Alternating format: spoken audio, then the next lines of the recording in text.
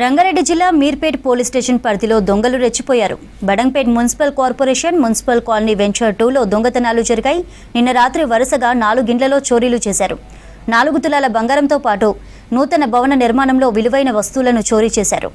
CC footage visuals ఆధారంగా బాధితులు police స్టేషన్లో ఫిర్యాదు చేశారు.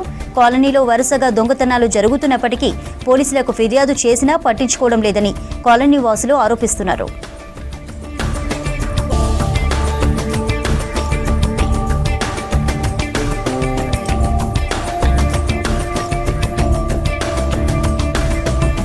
ఇక్కడ గత 3 రోజుల నుంచి దొంగతనాలు జరుగుతున్నాయి.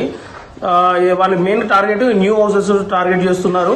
అండ్ న్యూ హౌసెస్లో కొద్దిగా తాళాలు ఉన్నాయి, లేకుంటే కొత్త ఇళ్ళకి గృహప్రవేశం స్టార్ట్ ఉన్న ఇళ్ళల్లో చూసుకొని ఆ ఇళ్ళల్లో దొంగతనాలు చేస్తున్నారు. మేజర్గా వాళ్ళు ఇంట్లో ఉన్న ఇంటీరియర్స్ ఫ్యాన్లు కానీ అండ్ నల్లాలు కానీ ఇలా కొత్త ఐటమ్స్ ఏముంటాయో వాటిని నిప్పుకొని తీసుకొని వెళ్ళిపోతున్నారు. ఏంటంటే ఈ దొంగతనాలు కూడా రాత్రి టైం మాక్సిమం నైట్ టైం జరుగుతున్నాయి.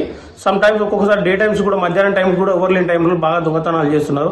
ఇంతకుముందు కూడా మేము పోలీస్ స్టేషన్లో ఈ విషయం గురించి కంప్లైంట్ ఇచ్చాము. బట్ చూడడానికి ఇది చిన్న దొంగతనాలని కనిపిస్తుండొచ్చు.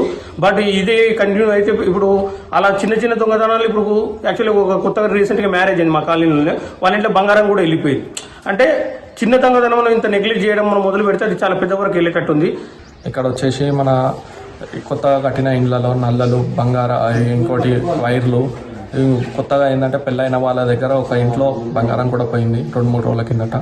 ఇలా కంటిన్యూస్గా దొంగతనాలు జరుగుతున్నాయి. పోలీసు వాళ్ళకు మనం రిక్వెస్ట్గా లెటర్ ఇచ్చాము. వాళ్ళు కూడా వచ్చారు, చూశారు, వెళ్ళారు. మళ్ళీ ఇంతవరకు రెగ్యులర్ పెట్రోలింగ్ అనేది కొద్దిగా ప్రొవైడ్ చేస్తే బాగుంటుందని